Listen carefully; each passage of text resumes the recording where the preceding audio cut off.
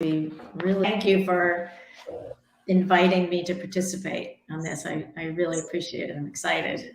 Well, thank you so much for joining us. It's really a treat to get to have this discussion and then get to discuss with the author. It's really, really great. So we are live now. So I will welcome everyone to the first off-season book club that we are doing with Anything GUE in collaboration with the Future of Figure Skating podcast. Over the last few weeks, we have been reading Little Girls in Pretty Boxes and having a small discussion on our Discord channel, and that's been really nice. And so thank you to everybody who has joined us in that conversation. But today we get to be joined by Joan Ryan, the author of Little Girls in Pretty Boxes, and Kaitlyn Weaver, who is a many times decorated figure skating champion, who I think we all know and are very grateful to have with us today to share her perspectives as well. Before we get started, I did just want to give a little bit of a bio for our folks, and also I should introduce, for those of you who don't know me, I'm Anna. I am the host of the Future of Figure Skating podcast and a member of the team at Anything GUE, and here with Lois, who is also Anything GUE, and we're happy to have this conversation today. So Joan Ryan is not only the author of Little Girls in Pretty Boxes, but of 5 books. Her most recent book is Intangibles, Unlocking the Science and Soul of Team Chemistry, which sounds very interesting. And she was a pioneer in sports journalism, becoming one of the first female sports columnists in the country. She's won literally dozens of awards for her writing. And Little Girls in Pretty Boxes, which was her first book, has been named one of the top 100 sports books of all time by Sports Illustrated. And Kaitlyn is joining us on Anything GUE for the second time now. I'm very happy to have you here. Kaitlyn is a 3-time world medalist, 2-time 4 continents champion, 2-time Grand Prix final champion, 3-time Canadian national champion. And since retiring from competitive skating, Kaitlyn has been super busy as a choreographer, as a commentator, working with her nonprofit Open Ice Collective, and working with Skate Canada and the ISU on improving the rules and the systems of the sport. And I am so happy to have you both here. And I wanted to kick us off with a couple of questions for Joan about your process in writing the book and how you, first off, really what got you inspired to follow this story? Well, first of all, again, thank you for inviting me on. It's I'm so honored that you chose Little Girls in Pretty Boxes to look to explore this summer. So this started back in 1992, before the Barcelona Olympics. And my sports editor and I was at the Orlando Sentinel at the time. I've been a sports writer, since like 1983 or something, and this was 1992, a little before 1992. And what struck me was, like I said, we were brainstorming on an angle, for the upcoming Olympics, and we landed on, the best athletes at the Olympics, or among the best athletes in the Olympics, are girls, not women, girls who were, as young as 14 years old, and being the Michael Jordans and the, Serena Williams of figure skating and gymnastics. And actually at that time we were looking at swimming and diving and all of those sports in which, these children are, leading the world in athletics. So every great story starts with questions, right? It's the curiosity of, well, okay, what happens to their psyche? What happens to their physiology at being training for hours and hours and hours and hours every day away from their parents. So what impact does that have on their development of their brains and of their bodies? And so we started to look into that. I wrote a series of articles for the San Francisco Examiner. And then a agent came to me and said, wow, this would be a great book. And I said, no, thanks. After doing all of that research. And back in the day, I mean, you think about it, we didn't have the internet. We didn't have cell phones. We had to go to the library and look up, your everything Dewey, look up all of these stories that were written and all the research that was written. And also I had to track down the phone numbers of, all these different parents and girls in gymnastics and figure skating. And so it took a little while, and, you're immersed in it, and it was not happy information. So that's where this all started.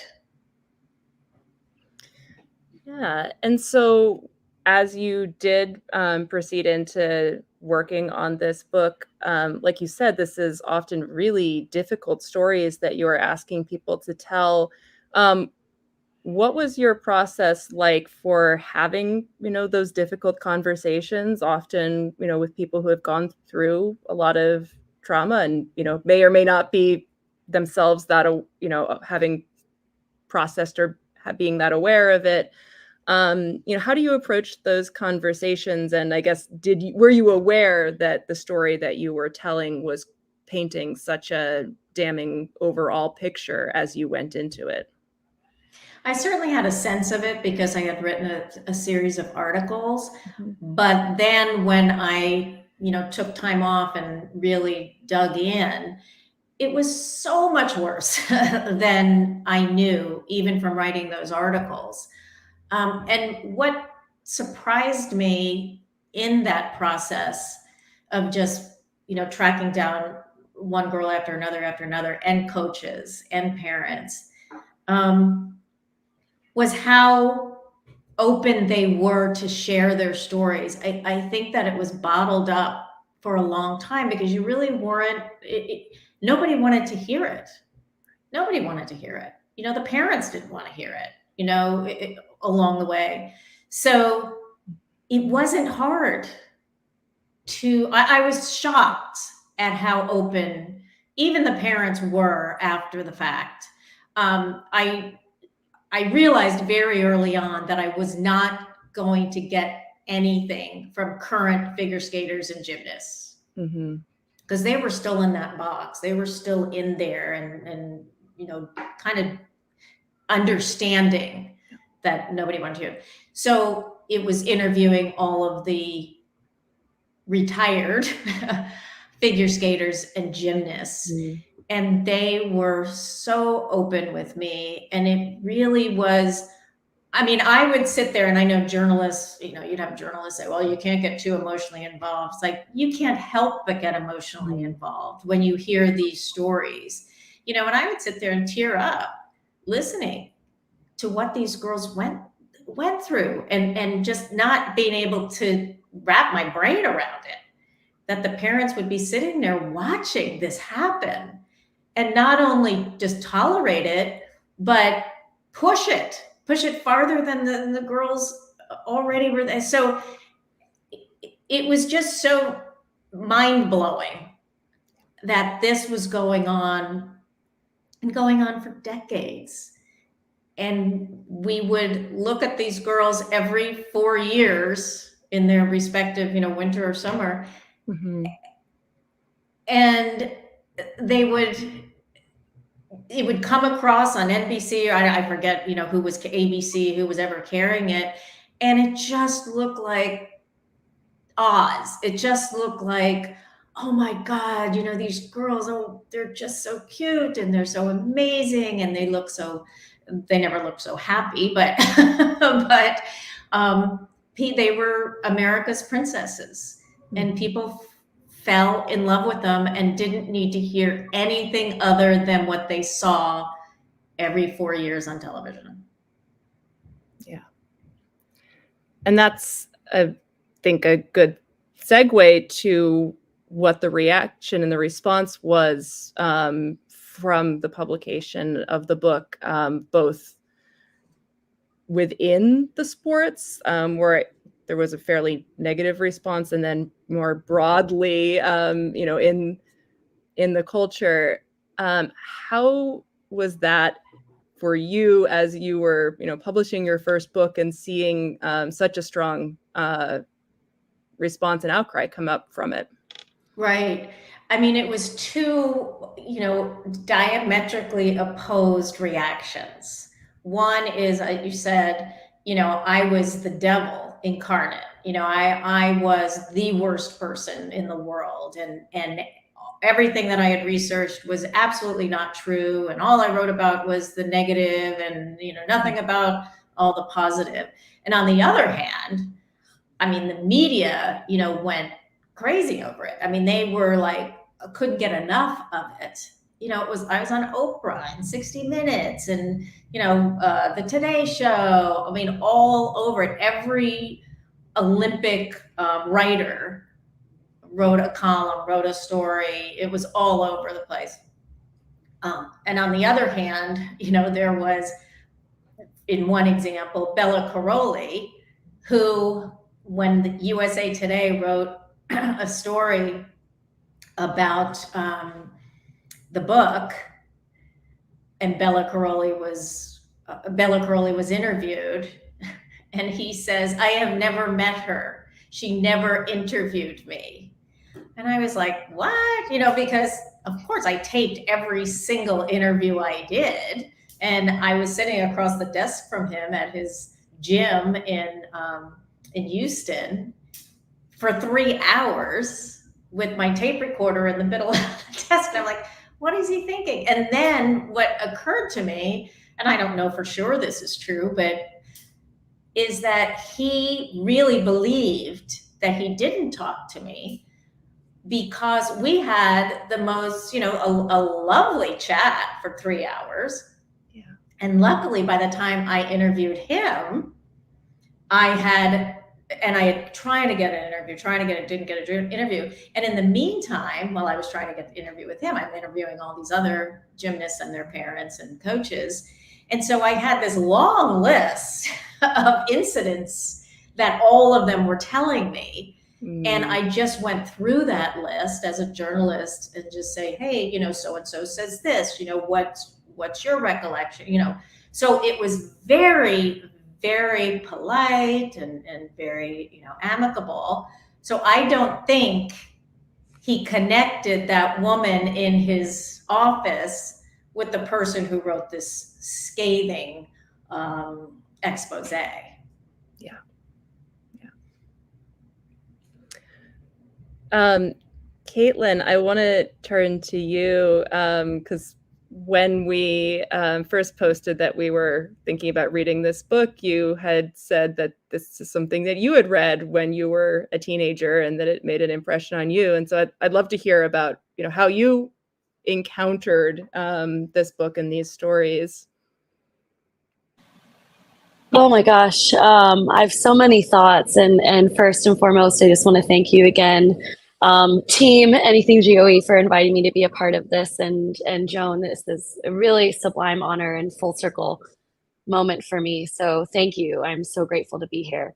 I have so many thoughts just even on what we've heard so far, and I think the best way for me to start is to just kind of give a bit of a picture on my upbringing. So I grew up in Houston. I grew up in the home of Tara Lipinski, not far away from the camp of the Carolis. And being a competitive child athlete was the dream. Being able to train at the rink, go to school at the rink, live at the rink in the training atmosphere was my goal. And I get chills remembering how excited that used to make me, where I wanted to be immersed in the atmosphere. And I remember watching the fluff pieces on whatever, NBC, ABC, whoever the network was. And I sat there with my mom and we were like, wow, I wonder what that could be like. I wonder like how great that could be. And so in a way, we were absolutely conditioned. And I say we because, you know, raising an athlete, a young athlete, it takes a village. You know, it takes a family and a support system. And I think that my mom and I, at least, we all dreamed that, you know. So fast forward a little bit, I moved away from Houston. For training, I moved to Connecticut to be around an elite figure skating group. And in my sophomore year of high school, I was writing a thesis on how the Olympics has transformed figure skating into a popular spectator sport. And so I was looking for resources. And at the time, you know, we didn't have, I don't even know if Google existed back then. And so I was looking for books, and I found in my high school library, Little Girls in Pretty Boxes. And I was just like, first of all, finding a resource about figure skating was difficult. That didn't exist in, like, you know, that wasn't like a book about figures from 1953, you know. And so I stumbled upon this book kind of by accident. And I think I was looking for a quote, Joan, that you had about Tanya and Nancy. And it, you know, I was attributing this drama to fueling kind of the engine and making figure skating so popular. And little did I know that I was about to uncover this, you know, facade of what my dream was. And I think um, there were two things I think that happened. The first was that I began reading, and it was like, oh, that's not me. That this isn't about people like me. And I remember I really remember reading the first chapter, and it was a gymnast named Julissa, and she broke her neck.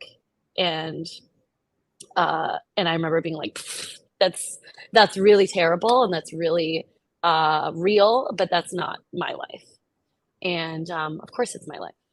You know, figure skating is not that dissimilar from gymnastics. And so there was something about the stories that I couldn't see as me, as part of what I was experiencing. But then as I read more, it was like, absolutely, this is something that I'm going through. And I remember thinking, like, wait, we are all supposed to be pretty. We all are supposed to not experience puberty. And I felt, though, that I kind of fit into the pretty box perfectly. Mm-hmm. And so there was a bit of an awakening that was like, oh, it was really hard for me to understand, was this me, was this not me, because I thought that I kind of fit the mold, and, you know, I didn't have to deal with a lot of these issues that many of the athletes in the sport have. But I think it planted a seed that allowed me to question the norm. And at age 14 or 15, I was just starting my career. My career was just beginning. I just had moved. My family had relocated. I was starting to consider that I could be on an Olympic team someday in a very real way. I was absolutely committed, and I started to notice how my coach spoke to me. You know, how it made me feel. It wasn't maybe the goal anymore to feel like beaten down was a way to succeed, being beaten down. So I think that it was imperative that I happened to stumble across it at that time, at that stage of development as a woman, and also as an athlete. And so then, if I can fast forward again, I remember seeing Anna's post, and this is a piece that I hadn't really thought of in the last maybe decade or something. Sorry, Joan, no offense. And I saw Anna's post, and I was just like, I had a visceral reaction. And I thought, oh my God, that was the book that, like, really made a huge impact on me. And I started to remember that, and then to think of this full circle that I started, you know, I read that at such an early point in my career, and now I've gone through the career and I've come out the other side, and now I'm looking back at it, and I have so many thoughts about, like, how we are kind of still in the same place as when the book was written in 95. and all the news that's come out in both sports since then. And for me, how even amongst my group of friends, we're kind of just beginning to unravel what figure skating means for our gender. It's competitive gender performance, and for me as a queer woman, I've had to unpack what the definition of femininity is, how I've grown up with this idea of success being also interwoven with my femininity, as a young woman and also as an adult. And so I'm just thinking, like, wow, this book was so ahead of its time. And I guess with all of that being said, I just want to thank you, Joan, for writing this piece and for traversing this crazy world of figure skating, as well as, of course, gymnastics. But I can only speak on my experience, that it really touched me, and I feel like you told the stories of so many people that may never have their stories told, and that see themselves in this piece. And I'm sorry to say that I think it's perpetuating, but I really am so grateful for you to have done that, and been brave enough to take on these stories and continue to talk about it today. Well, Kaitlyn, listening to that, I'm wondering where you are now when you say you've come full circle. What does that look like now? I think full circle for me, a couple things. First is exiting the sport. I encountered this book at the very beginning of my journey to Olympic, success, and now I'm out of it. And then the other way I think that how that feels to me is I want to be a part of the change. I think I was kind of a piece of the puzzle, and I don't often think of myself as a victim, and that's probably deep conditioning as well. But I was just a piece of this grander scheme, without really even knowing it. And now I can look back and really understand the trauma that I and a lot of my contemporaries have gone through. And I'm looking back and saying, okay, but what are we going to do to fix it? And so I think of your work as an example of just how this is perpetuated for so long, as well as my experience of it as well. Yeah, it is absolutely. It's so amazing that however many years later, how we haven't moved so much. I think gymnastics, because of the Larry Nassar stuff, I think, that blew up. And now you have this very recognizable army of gymnasts who are leading the charge and are going to, that's why I'm optimistic about gymnastics changing, because these, women and young women are not going to rest until it does change. And I'm not as familiar, with the broader figure skating and where in the broad sense where figure skating is now in comparison to gymnastics. I think that we haven't had a total upheaval as USA Gymnastics has. We have some type of education now for coaches and parents, and it's called Safe Sport, and it's an attempt to keep people in the know about what abuse looks like and sounds like. And it's not so much to deter the bad coaches, because bad people will exist always. It's to empower the bystander and educate the bystander into understanding what that looks like. And, to a degree, I think it helps, ? But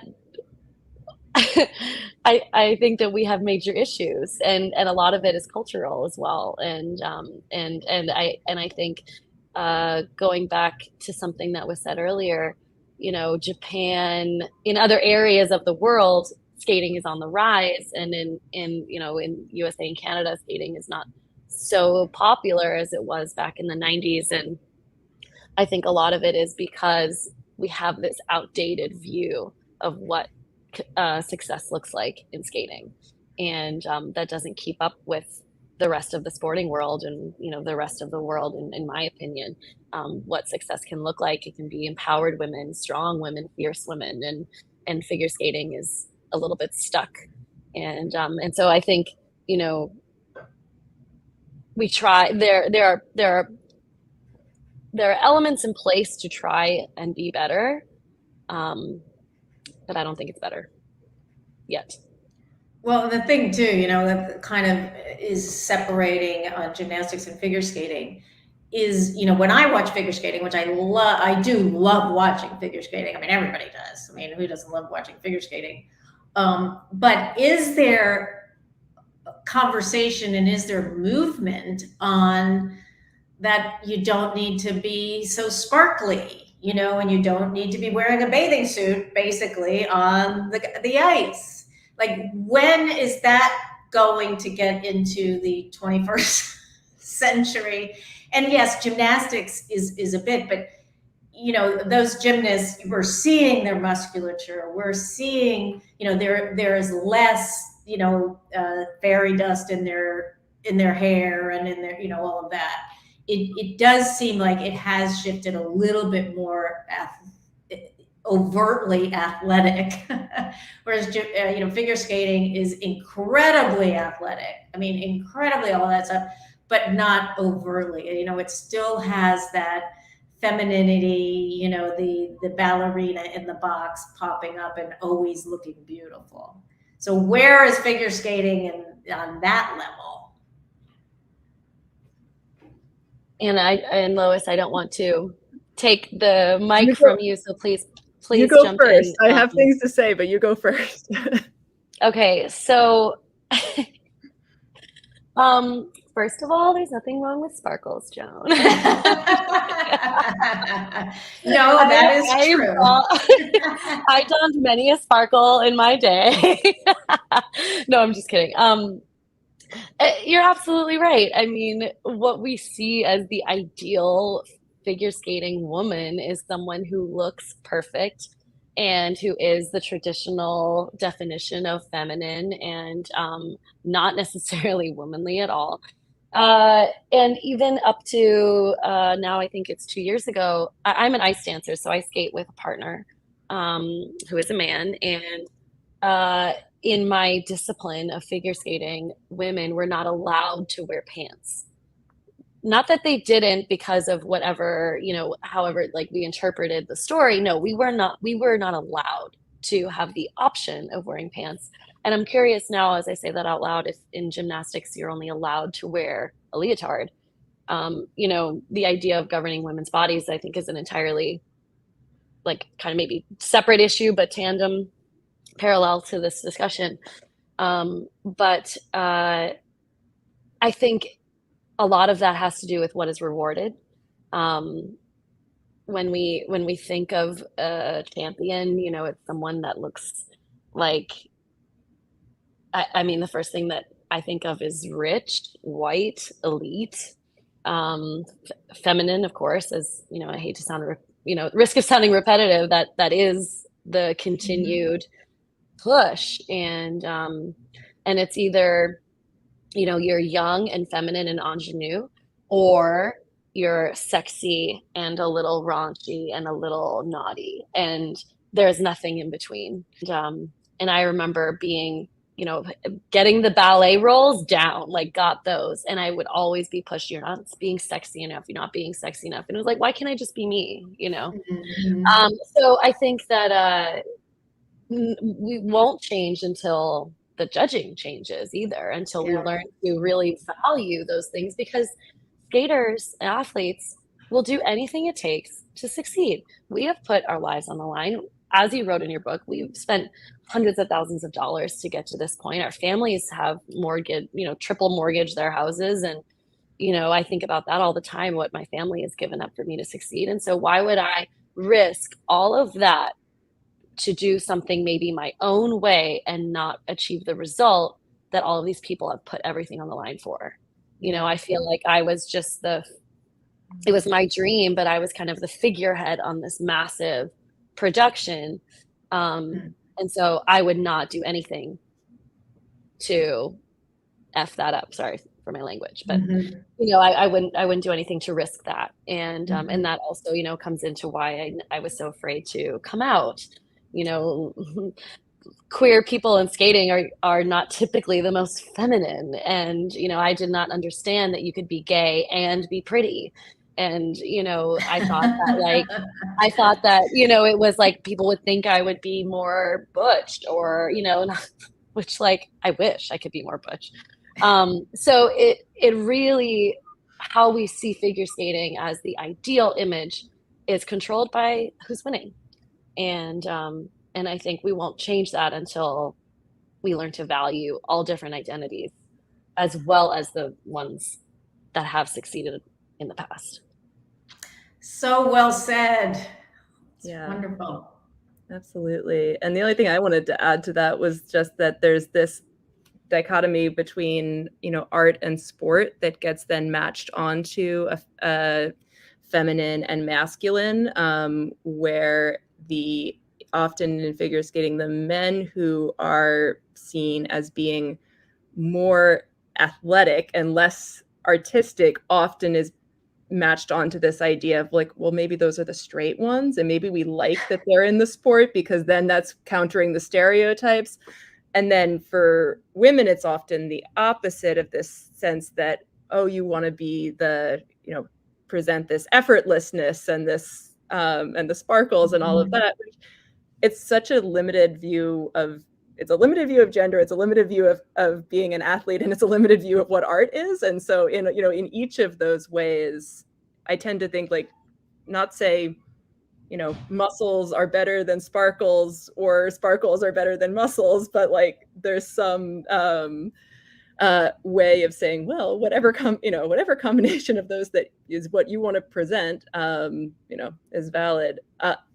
And I was thinking about Kaori Sakamoto being nominated for Sportswoman of the Year by the Women's Sports Foundation, and how there's certainly not always a figure skater in that category, and how that's a really cool honor for her and very well deserved for all of her accomplishments. And but the image that she has, I think, is a really interesting one, where she is someone who often portrays a real sense of strength, but not at the expense of presenting herself as with a strong kind of artistic point of view either. And so I think we are seeing, there always have been people who have found ways to, be themselves despite the sport. And I suppose I'm by nature an optimist. And so I feel like part of what I've been able to find out through talking to people through my podcast is that there are a lot of people right now, very more vocally, those who aren't competing, but even though many people who are really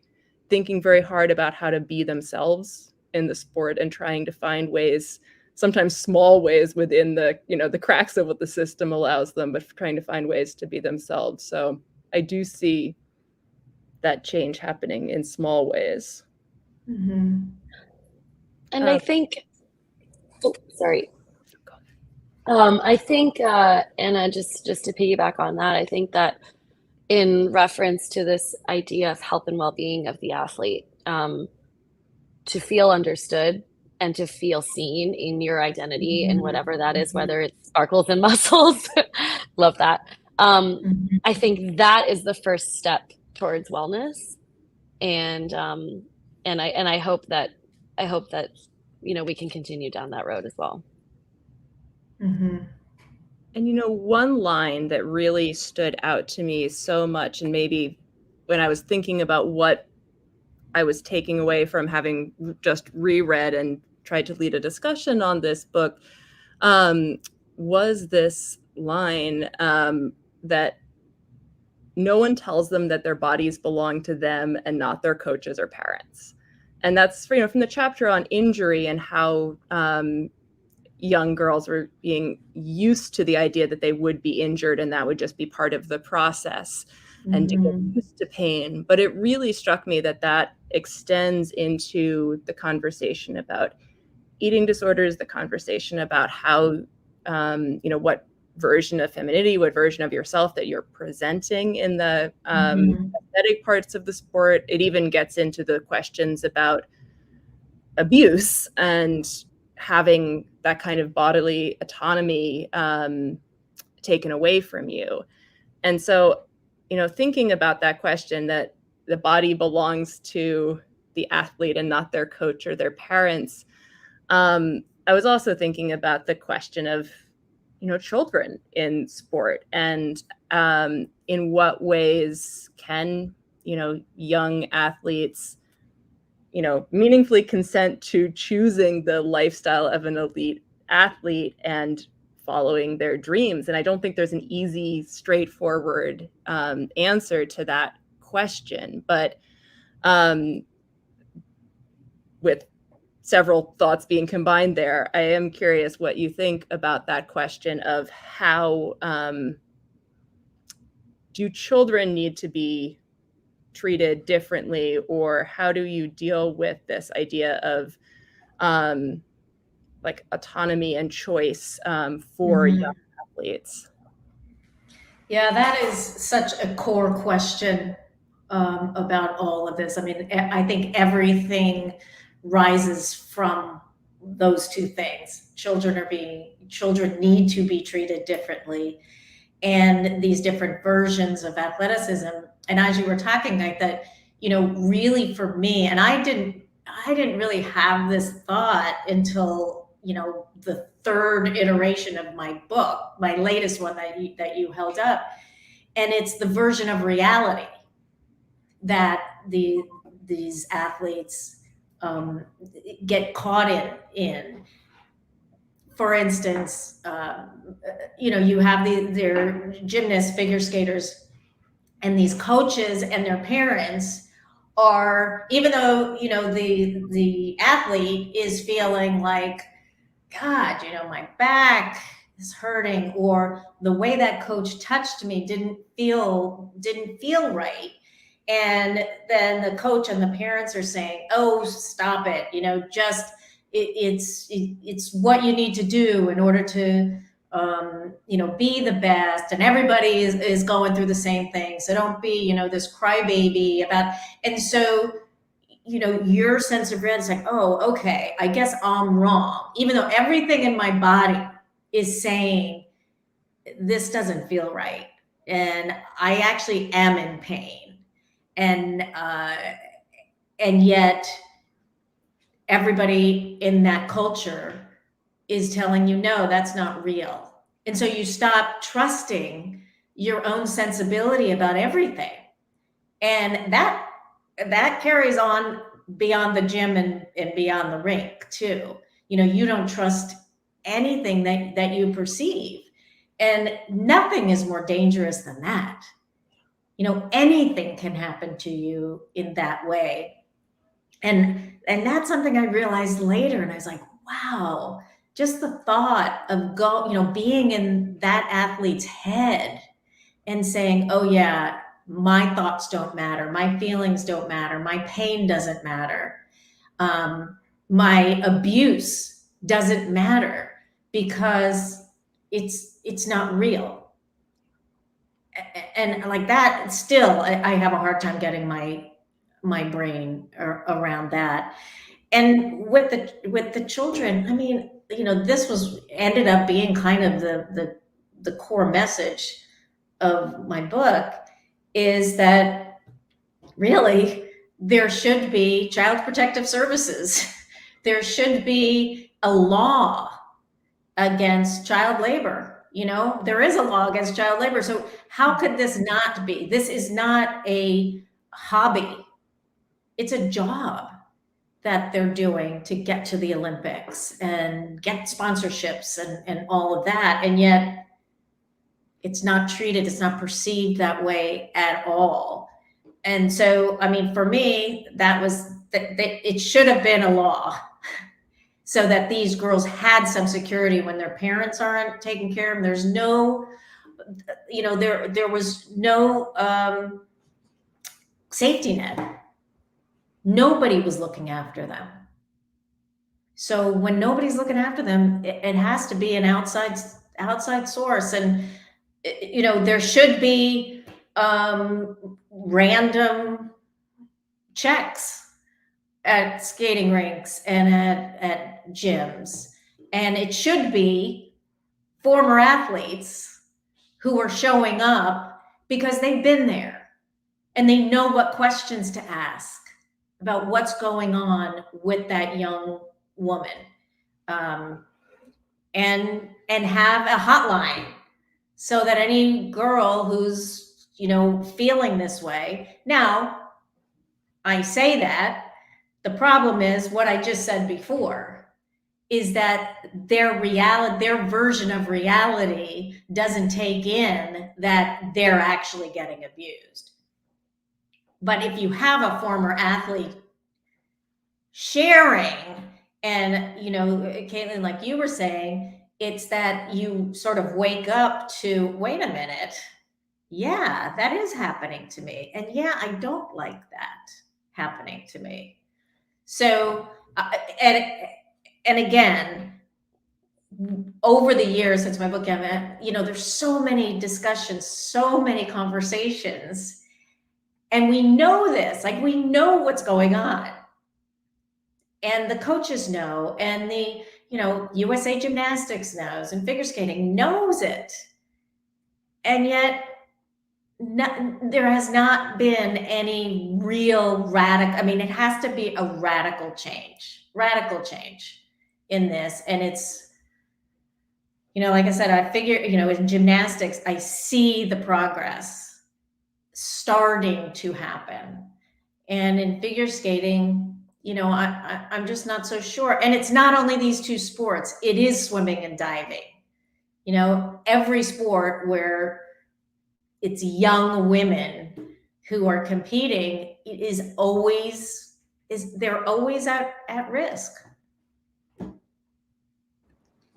And I think we're seeing more and more awareness that it's also not just women, and that there are certainly areas of sports where there are, you know, athletes of all genders that are ending up with having eating disorders, dealing with abuse. But that often we're seeing those stories come out of women's sports and maybe be heard or treated a little bit differently when they come out of women's sports. I don't know, you know, have a broad theory, you know, any kind of broad theory about that, but it's been fascinating watching the stories around the Women's World Cup, both as a real celebration of women's sports on a higher stage and just increasingly popular, increasingly supported, and also along with that stage, the way athletes have been having to speak out about their own mistreatment in many different ways in many different nations that have been dealing with that. And so it seems like you said, the conversation is everywhere. And the conversation about solutions doesn't seem as advanced as the conversation about the problem, but maybe that is typical. Yeah. Well, and also the men and women. Oh, sorry, Lois, I'll just put this in. You know, the men and women, it's that in gymnastics and in figure skating, and it's a little bit less so now. And I think, Anna, maybe you had mentioned this earlier, is that for females, you know, they're trying to keep puberty at bay. And for males, they need to go through puberty in order to be, for the most part, in order to be the best in the world, because what they're doing is, you know, they're growing their musculature after puberty. And for the girls, it's like, oh, I got to be as skinny as possible, and I don't want to go through puberty. Anyway, so Lois, sorry to interrupt you. That's fine. I think one of the hardest parts of being a fan of the sport is being able to see abusive environments and skaters who are clearly in abusive environments and not being able to do anything. Because, like, you can't highlight an abusive situation unless there is proof of it. You can't, like, even though you can see interviews and you can read what's happening in certain circumstances, say like in Russia, And you can see from interviews, and you can see that that's an abusive environment, and you can see that that's happening. But the coaches continue to get rewarded. The skaters continue to get high results. And it just becomes a cyclical thing when nothing will change at that level, because you can't change the culture that is decades and decades and decades ingrained into the sport. It's just so difficult to watch and not be able to do anything about it.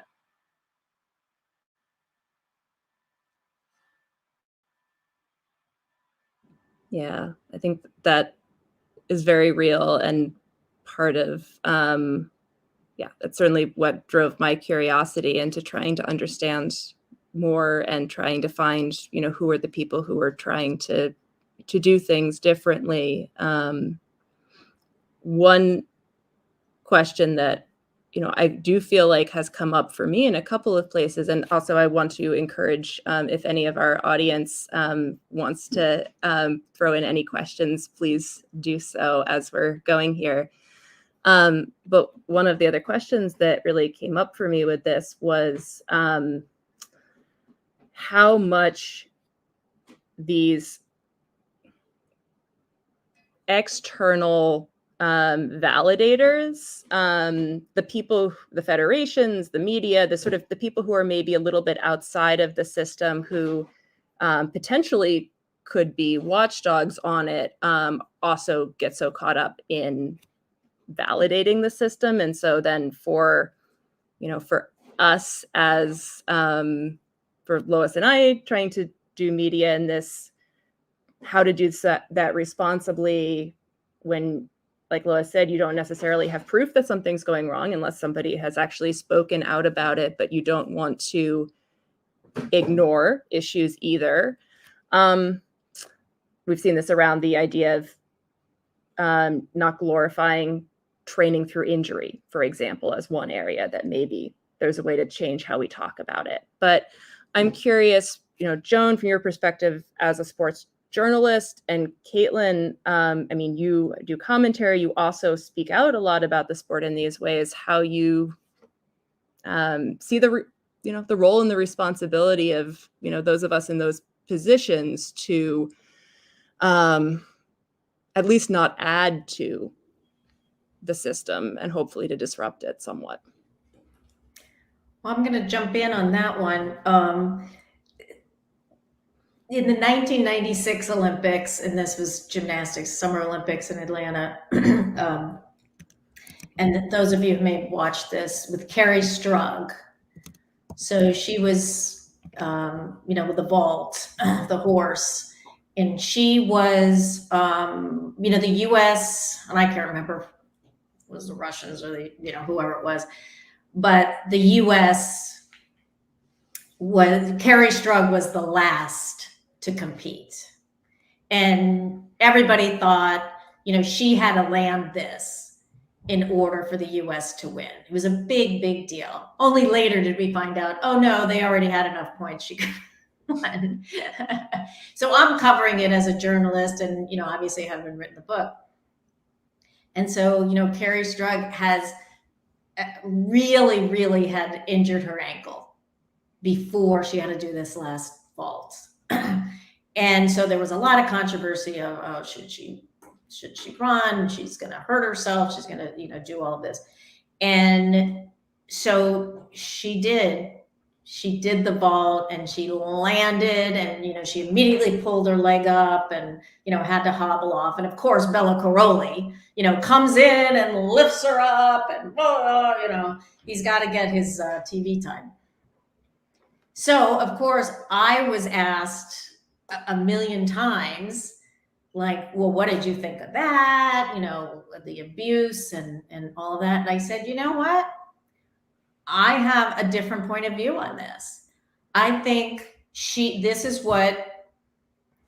an athlete. She had trained her entire life for this moment. And yes, she was going to hurt herself. She knew it. She was going to hurt herself. She also knew she wasn't going to die. And I thought, you know what? She's a gritty athlete. She's an athlete that's ready to just put it all on the line. And so I had the perspective of, you know what? every athlete I know at that level, in that exact moment, almost every athlete's going to do what she did. And I admired her for doing it. And people were like, what? You're supporting that? And I said, I'm supporting her. She's an amazing athlete. She's a gritty athlete. And I said, good for her. That's what she wanted to do in that moment. I mean, can you imagine just walking away and maybe the team lost? She was carrying that team on her shoulder. So it's interesting what is acceptable, what is even admirable, and what qualifies as abuse. It's a tough one.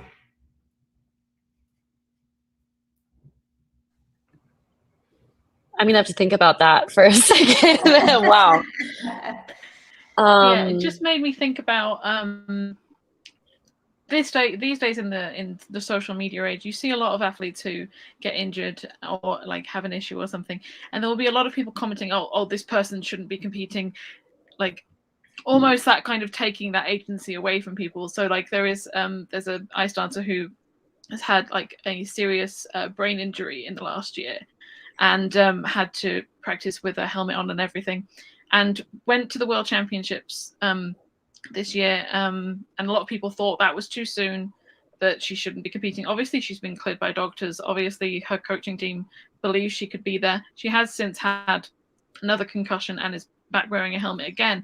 But I know when people saw that she'd had another issue, they were like, oh, well, she shouldn't be competing anymore. She shouldn't be doing this anymore. It's ultimately her choice. Obviously, it's dangerous. Obviously, it's risky, but there's always risk in the sport, and it's her agency to decide whether she wants to compete or not. But if she hasn't been overly influenced. So there's just so many different things. I mean, was she put up to it like, hey, the whole world is going to collapse if you don't just do this thing. So I see that point of view too. Questions regarding whether they would lose their funding from their federation if they didn't compete and do well at Worlds. They did ultimately not get funding from their federation after that because they didn't make the free dance. They didn't do very well, obviously, because they hadn't trained very much in the past year. But so people think, oh, well, it's the federation's fault that they're competing. But yeah, I mean, there's so many factors involved. It's complicated, but that does seem, I've heard from, stories from a number of athletes about coming back to competition faster than they wanted to, specifically because of the funding thing, which I think is very natural, that your ability to fund the sport is based on your ability to do the sport and get results. But when it's coming from, let's say, the national federation, it seems like that is one clear area that could be improved, is for people in those decision-making places to try to have a little bit of a longer term view, to say, oh, you're one of our top athletes and you're injured. We're going to keep funding you for this year while you're recovering so that you can come back and be stronger. And, you're going to put limits on that at some place, but it does seem like it's an area that puts unnecessary pressure on athletes. It's towing a line of, should this person be competing or not? Should the federation be helping them more than they are? Which usually, in terms of things, they probably should be, because most federations are not funding their athletes as much as they can be, or they don't, or the federation doesn't have enough money in the first place to fund them. But yeah, it's interesting in the social media age to watch how people react to different athletes and what's going on. I couldn't agree more to all of these points, and shocking to find out that the number one community that is supposed to be uplifting you is the one that's holding that above your head in terms of funding. I remember having an injury. I broke my ankle. I had screws. Displaced bone, et cetera, and I wanted to come back for the World Championships, because if we didn't come back, then Canada would risk not having 3 berths for the Olympic Games the next year, because the results of the World Championships decided how many berths each country would get. And I remember putting a little extra pressure on myself to come back.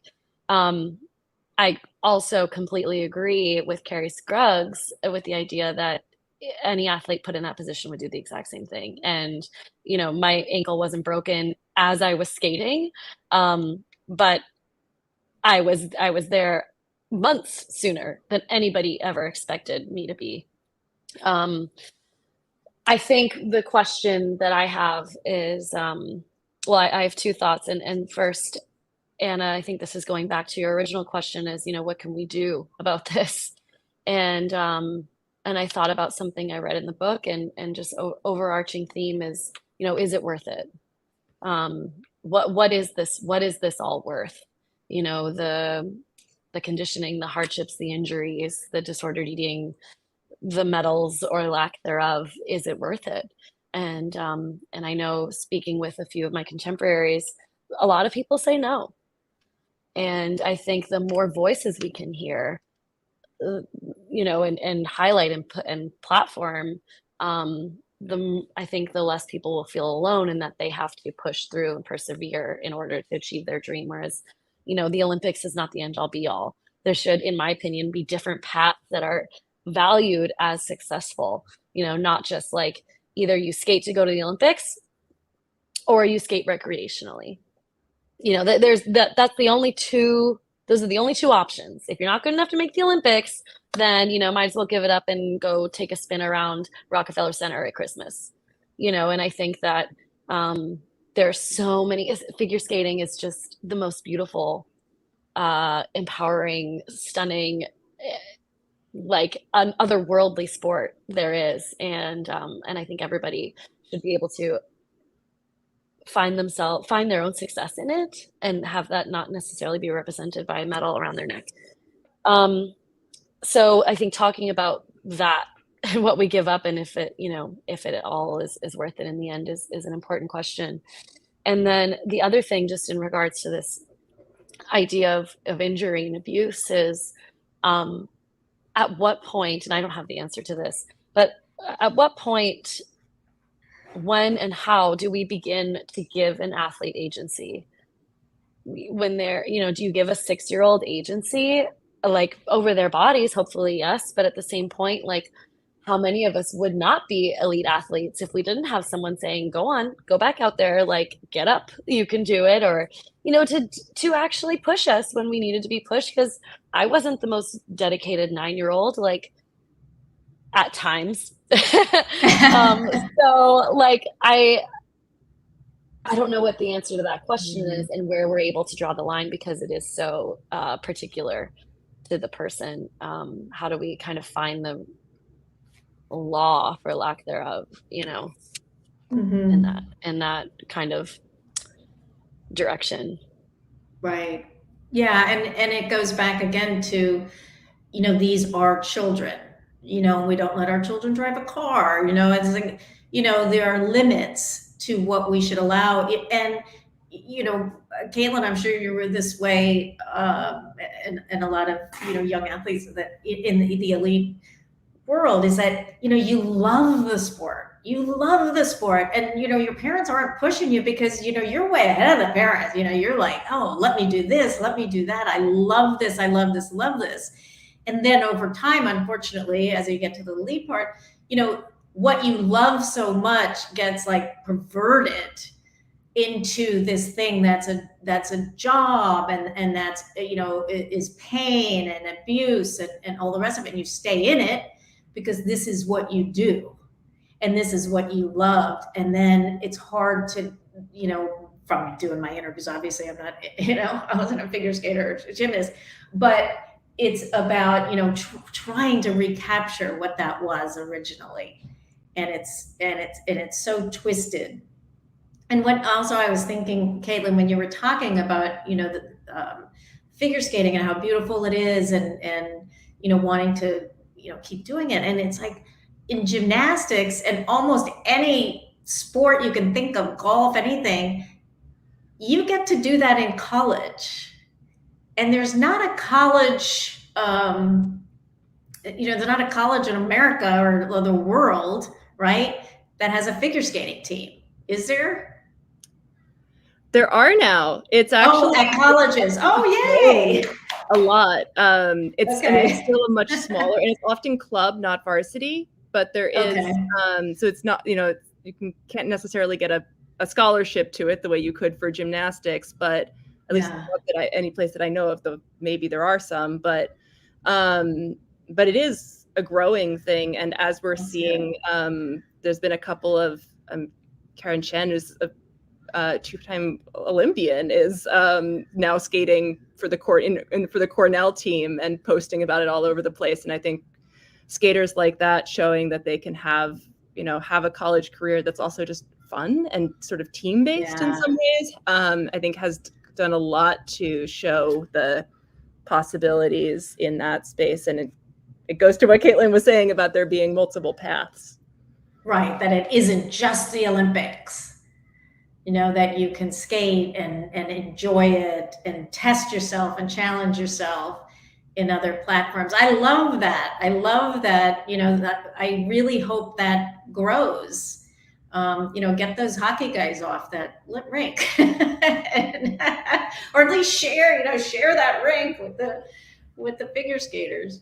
Nice. Yeah.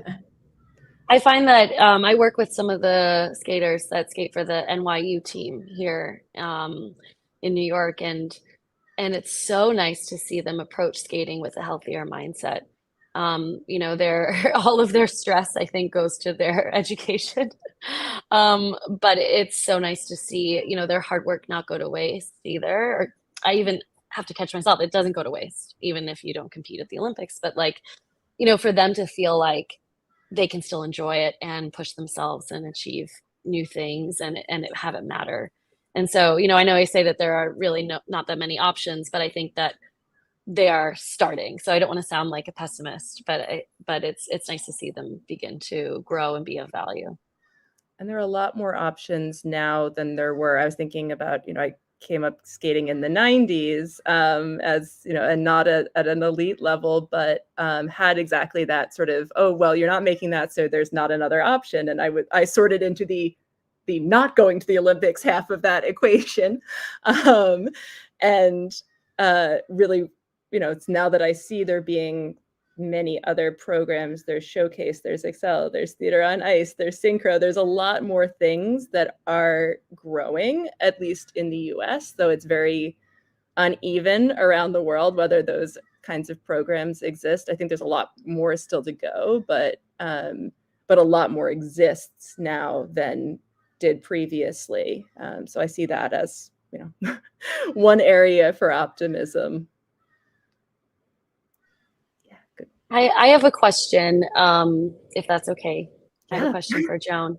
And this is something I was thinking of as I was preparing for this talk.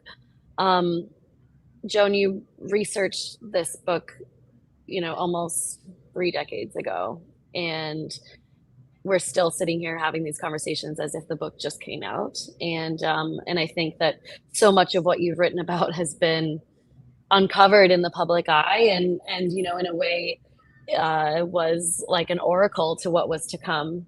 And so I'm wondering, how did you and how do you continue to grapple with those feelings? And can't imagine it being anything other than frustrating to say, I told you, look at what we've been talking about. Because to a point, you do feel powerless in this great big system. So how do you cope with that internally, knowing full well the gravitas of all of these stories, and yet at some point they're not really being heard in a mass way at this time? Mm-hmm. Yeah, it was confusing to me, getting all that attention early on 60 Minutes and all of those things. And you're like, okay, now nobody can say they don't know. You can't unknow it once you know it. And yet they did unknow it for all those years. And it was funny too, because anytime any, controversy came about figure skating or gymnastics, I would get the calls from media. And I'm like, okay, yeah, we went through this one already. And then, 5 years later, it's, the same thing. Mm-hmm. And so you sort of, you get used, not you get used to it, but you're like, okay, when is the needle going to start moving though? And then when the Larry Nassar thing happened, and the story broke about Larry Nassar and Bill Crowley's ranch and all the rest of it, that was the first time I just my response was absolute fury. It wasn't just like, oh my God, here we go again. I mean, I was just furious, just knowing, and I watched on CNN all of the gymnasts coming through, and the Michigan courthouse, and sharing their experience, and directly focusing on Larry Nassar sitting there. And as day after day, we'd hear their testimony, and then gymnasts around the country were watching it and starting to show up. And so what started as about 90 of them who came forward, turned into 150 and 160, and every single one of them had their say.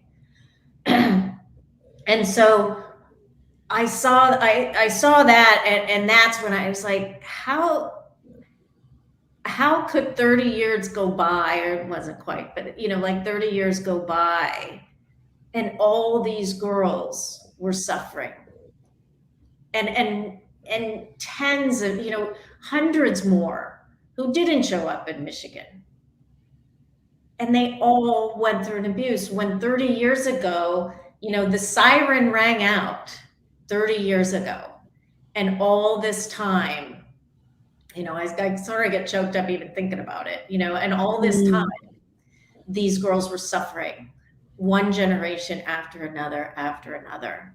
And I just can't fathom, I just can't allow myself to even think about how many are still in that situation, in gyms and rinks, with parents who are pushing them, and coaches who are abusing them. And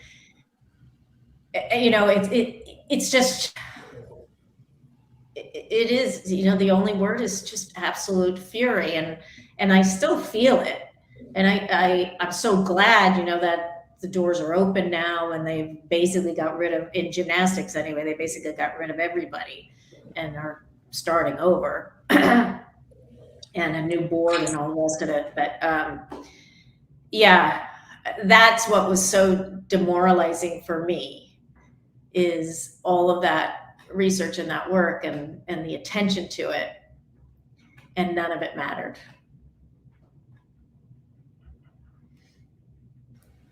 Thank you. I feel that for you. Yeah. I mean, that book will be the best thing I ever do, and I mean, every book pales in comparison to the, the potential impact and some of the impact of it. Yet at the same time, it's heartbreaking as well. Yeah, one of the things that I've found the most powerful about what's happened and is happening with gymnastics is the way that athletes have been able to support and validate each other through this, and how that was a very slow, difficult process to get started. But then once it did, it started to snowball. And a lot of the conversations that I've been having with athletes, especially, but really everybody in the system, have touched on this question of like, what does it look like to really empower athletes to be the ones making decisions? And often there are sort of fairly token ways of doing that, but what does it look like to really do that? And I think sometimes that bumps up against both the judged nature of the sport and the fact that so many of the athletes are young, that it's very difficult to do something like have a players union. We don't have that in Olympic sports in the same way, but that there are people trying to question, why can't athletes support each other in the way that where one person speaking out is at far too great of a risk, but together, maybe people can. And so there are so many things that make that really difficult, but it's also where I see, maybe the most potential for change. That's would be what I would, bring from the other types of organizing work that I've done in my life. But that kind of collective action is often, when you feel powerless, that's often the most important thing that you can do. Yeah, and Simone Biles was, when talking about mental health, and that, she had the agency. She said, I'm stepping away. This is not healthy for me. I was like, wow, now that really has an impact. And, we're hearing through every sport. I work for the San Francisco Giants. And I mean, now the Giants have, two mental health psychologists and a psychiatrist, and it's just normal now. So what is the impact, in gymnastics and figure skating, and the culture that now is out and on the table and expected, that there are professionals really looking out for these athletes. Kaitlyn, what were you gonna say? I thought you okay. Go ahead, Kaitlyn. I have thoughts just about something that you said previous, so I'll let Anna, please. I was going to go on to a different question for you, so please go for it. Okay, sorry. Just thinking about what I've been hearing, and I think that something I've thought about now as an adult is the independent nature of our sport, and how even as a young woman, you're taught not to trust your colleagues, not to trust your training mates, not to trust even your closest friends in the sport, because at the end of the day, they're your competitors. And I think that's a very toxic environment to grow up in as a young woman. I mean, I only can put, my gender experience in it, but to not believe that you're a community and that you're experiencing something similar. And that goes, to speak on abuse, mental health, menstrual health, women's issues. I've heard about women having to go through even terminating pregnancies alone because they were afraid of telling anyone for fear of it affecting their career or even just their standing in the school. And so I don't know any gymnasts personally, but I can't help but think that is something similar, especially when you're vying against people to make a team, an elite group of 6 or 5 per quadrennial. And so that's one way in which I think that we can be better is to come together as a community and say we're all in this together. And at the end of the day, after I've retired, have I realized, I have so much more in common with my competitors than I do different. And and now we're here for each other. It's a group, I think, that have chosen to kind of bond together, but we're so much more available to each other now than we were before, and yet having that kind of bond would have been such an asset when we're going through the difficulties of elite sport. And so I just think that that's one way that hopefully we can begin to re-educate youth, is that you're not in this alone, even though you're on the ice alone at the end of the day. That's such an interesting point. Lois, can we pop up the question from Sarah? And I'm going to give you that question for Kaitlyn, and then I want to give a chance for sort of any last words, thoughts, wrap up points that we want to get to here as well.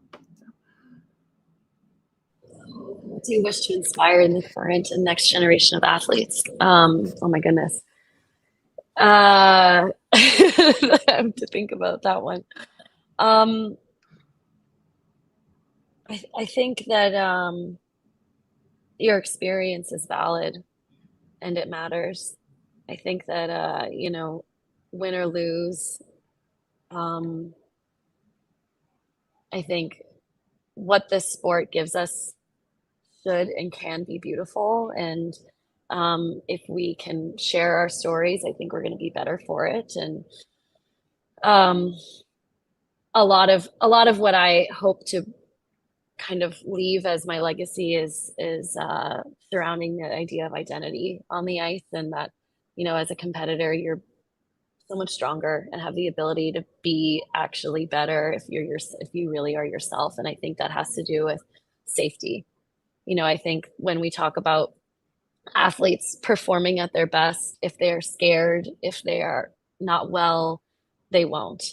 And when I see an athlete that's happy and feels present with all of who they are, it's hard to tell from the outside, but I think those are the ones that um, end up succeeding, ironically, more. It's not ironic, but like in our kind of classic way of thinking about training, it is. And so that's what I hope to leave is the idea that creating a safe environment, allowing athletes and just participants in skating, whether that's an audience member, a coach, a skater, being able to be themselves fully on the ice is for me a necessity. That's something that I hope to change and hope to inspire in the next generation. Thank you so much, Kaitlyn. I know that we are already seeing your impact in those ways, and that as you continue to be yourself in all of the things that you do, but also to work with a younger generation, that is going to come through. Joan, did you want to give us last words of wrap up? Just listening to all of you and being part of this conversation frankly, is just so much richer than, I thought coming in, because I don't, think about my book that much. And, I know I was going to answer questions, but this has been such a rich conversation and got me thinking about a lot of things that have nothing to do with gymnastics and figure skating, and is about how crucial and essential it is to be part of a team, to have your tribe. And my most recent book is about team chemistry and the science of it. And that's what it's all about. It's like, we know we are better as a community than we are individually. And we touched on so many things today that are exactly that just really raise the the conversation on everything, and that is such the great thing about sports, right? Whether it's individual or team, because the individual always is a team. And some people say, well, I did this on your own. We never do anything on our own, ever, in any part of our lives that is meaningful, right? And this has been so meaningful to me, I have to tell you. And I've written so many notes. And so thank you so much for putting this out there in such a wise, concrete way that, we walk away today, hopefully, anybody who listens to this, you walk away, just so much smarter and with more curiosity about, well, what is it going to take? How do we make all of this better? And also, how do we celebrate what we do have and what progress we have made? So I'm just really thrilled to have been a part of this, and I so much appreciate you inviting me and for embracing the book. I really appreciate that. Well, I'm very grateful to you for writing it as well as coming and having this conversation with us. I know that as I started to think and ask these questions, that not just the stories you told, but the analysis that you put into it really helped to form how I've understood the dynamics that go behind so many of these questions, that it's been very formative for me. And so I'm just very grateful. Kaitlyn and Joan, thank you so much for coming on and having this conversation today with us. I will do the where you can follow the future of figure skating, and I'm going to pass to Lois to tell you about what's coming up with anything GOE and other projects for the closeout. But this will go up as a podcast on the future of figure skating. You can find that on all of the platforms that podcasts are on. It'll come out as episode 21. And I'm also would encourage people to listen to the episode that I have coming out next week, which was with Rob Kohler, who's the Director General of Global Athlete, and is doing a lot of work around organizing athletes across the Olympic movement, and I think would be a good, an interesting counterpoint and good synthesis with this conversation. But you can also follow us on Instagram or Twitter at FutureFS Podcast. And Lois? Yep. So you can obviously follow anything Dewey's on Twitter or Instagram or Facebook or Threads or TikTok. We're on pretty much every social media platform we can be. We had an interview out just a few days ago with Tara Prasad, which is like the new Going Into Detail, the first one of this season that Anna did, which was a great interview with an amazing skater. We have the season is just starting with the competitions now, so we'll have previews and things for challenges and junior Grand Prix up on the website soon. I don't know what else to say. Oh yeah, Sarah has an interview with junior ice dancers Ashley and Atul coming out, I think, within the week. So that should be coming up on the website soon as well.